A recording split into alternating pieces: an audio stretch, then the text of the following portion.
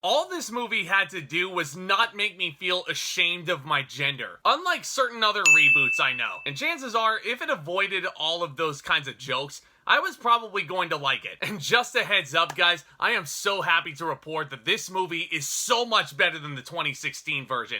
No question about it.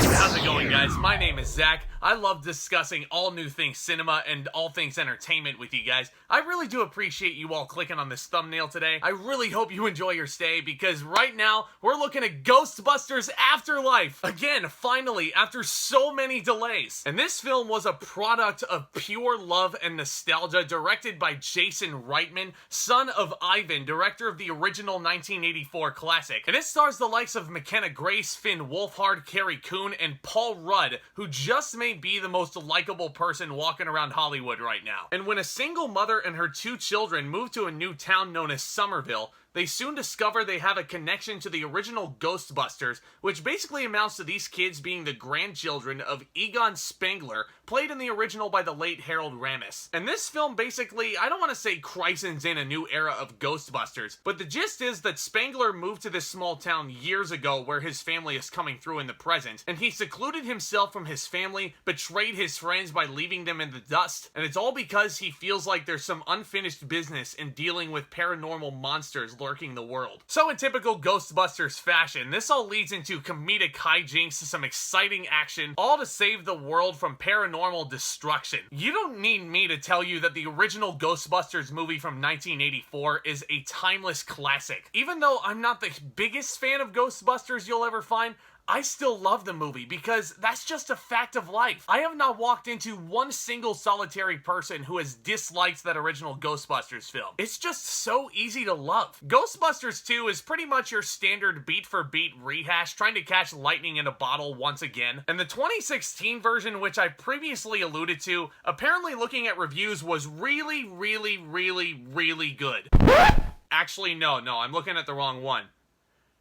It was And let me just say one thing real quick, and this isn't exactly spoiling anything as a spoiler-free review, at least I don't think so. But just keep in mind that Ghostbusters 2 never happens in this universe of Afterlife. And probably for the better, the 2016 film also never happened in this universe. So I was very curious to see how Afterlife was gonna operate as the spiritual sequel to the original classic. And guys, I am so happy to report that Jason Reitman might have just caught lightning in a bottle once again, just like his father did. I think it really does bring a lot of vindication to the Ghostbusters franchise and for the Ghostbusters fans, especially after the controversy surrounding the 2016 piece of garbage. You can tell I really hate that film, don't you? But Jason takes after his dad so well. He's crafted a very awesome looking Ghostbusters movie. The cinematography and the visual effects especially all come together to really make us feel immersed in this world. And while I'm at it, I love the design of all these ghosts as well. Gozer is back looking as intimidating as ever.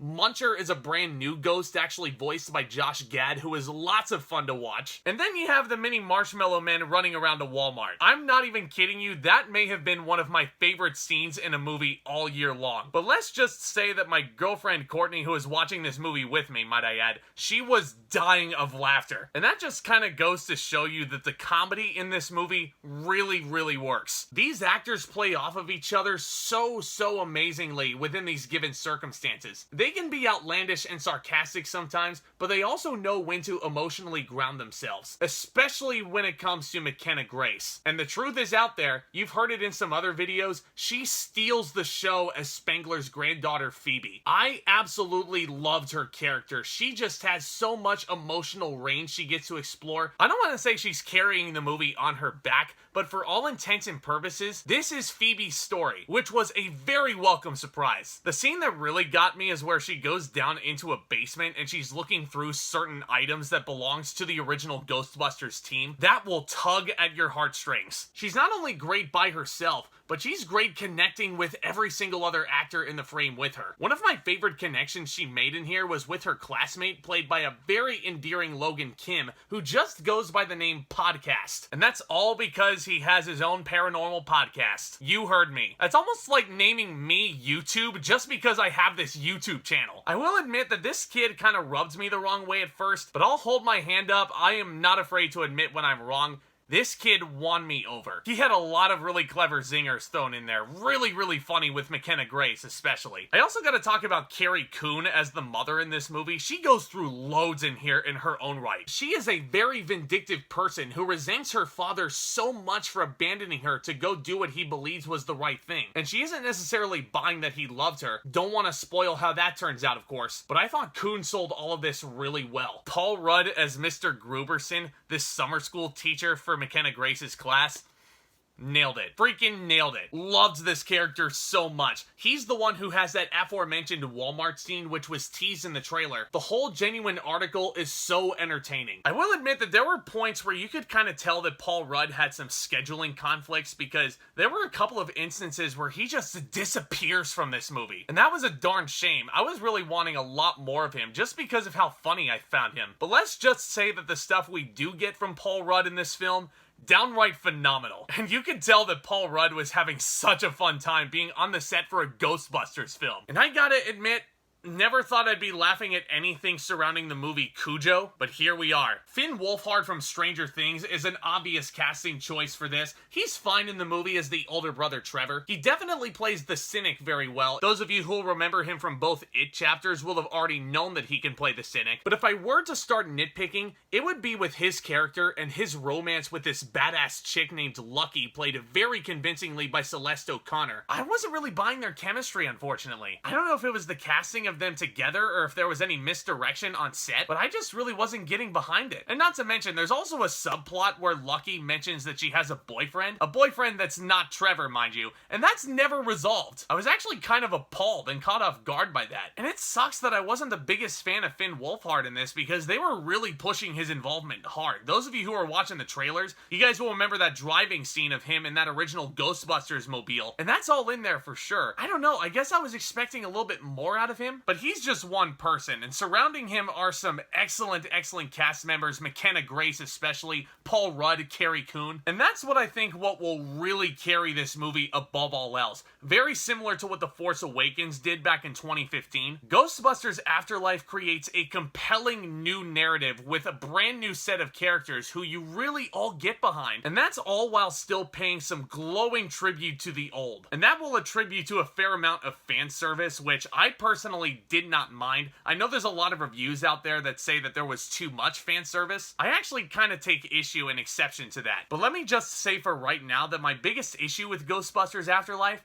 it's actually the pacing. When you split this movie in two, looking at it in hindsight, I kind of felt like it was a little bit uneven. Now, the first half of the movie, I would say keep all of that. The character introduction, the action scenes, all that stuff is great. It's so well spaced out. But then the second half starts to get a little bit more jumbled, and then the climax itself, I don't know if I was expecting a little bit more epicness out of it, but I never really felt the stakes of it. Now, I get it. This is very important for it to be a smaller film. And once you see how this film wraps up, you will definitely see why it needed to be a smaller movie. But I don't know, this climax is not only kind of underwhelming for me, but it is riddled with cliches. And without spoiling anything, guys, one of those massive cliches involves a massive deus ex machina. And I don't want to say it was blatant fan service there, but I mean, I didn't mind it. I just thought it was somewhat predictable and a little bit obvious that they would go that route. But I don't know, while the climax was fun, kind of left a little bit more to be desired. It didn't really feel as epic or like the stakes were as high as the original film. And yes, guys, there is fan service. Admittedly, there might be a little bit too much for its own good. I can understand that criticism, but damn it, I wanted more. Some of you may be wondering why. That's because Ghostbusters Afterlife is a nostalgic film at its very core. What with clever Easter eggs everywhere, along with a very eerily vintage feeling score by Rob Simonson, I feel like, in my opinion, this is fan service done right. Because especially when you see where this movie is going by the end, Hoo boy, hold on tight. Especially if you're a fan of the original team, the original Ghostbusters, especially of Egon Spengler and the late Harold Ramis. People were flat out applauding in my theater, and I might have heard a tear or two shed in my auditorium last night. Seriously. And there's not a whole lot of movies nowadays which can bring a tear to many an eye just based off of pure nostalgia. This is a movie I feel like we don't get too much of anymore. This is a movie I feel like gets the nostalgia element absolutely down pat. Not to mention, it's just a great old time at the cinema. I'm gonna give Ghostbusters Afterlife a B+. Now, despite the issues I may have with this second half, I urge you all to go to your nearest movie theater to check this out right now. This is a great family movie to spend with your extended family members around Thanksgiving time. It's a great movie for kids, too. And honestly, I really hope that there's a lot of kids that go to see this movie so that they can carry on the tradition of the Ghostbusters fandom into the new era. Now, just in case, there might be a few of you watching this video wondering if you should still see this film even if you've never seen the original. I would say the only one that you would need to check out before going to see Afterlife is that original. Because like I said, Ghostbusters 2 and Ghostbusters 2016 never happened in the universe of Afterlife. But even then, my girlfriend Courtney, who I mentioned earlier, watched this with me last night, and she had never seen a single Ghostbusters movie before that. And you know what, guys? She had a grand old time. But these are, of course, all just my opinions. Let me know what you thought of Ghostbusters Afterlife down in the comments section below. Did you guys get teared up watching this? And what is your favorite nostalgic movie memory from the 80s? I love discussing all new things cinema and entertainment. Seeing your guys' feedback down in the comments always makes my day. You know what else would really make my day is if you smash that subscribe button down below as hard as you possibly can. This channel is on the road to 1,000 subscribers, which is a number I'm hoping to reach very soon. And feel free to smash that thumbs up button on your way out if you enjoyed this discussion. If you enjoyed Ghostbusters Afterlife, this will really help get this content out there to more people. Not to mention, liking and subscribing to the channel is also totally free to you guys. And as per, stay tuned for more exciting content hitting this channel very, very soon. I will be looking at Tick Tick Boom and King Richard both this weekend. And on November 22nd, on the 30th anniversary, we're going to be looking at Beauty and the Beast in a retro movie review. So excited to bring that one to you guys as well. Y'all are the best. And with all that being said, back talk, commence.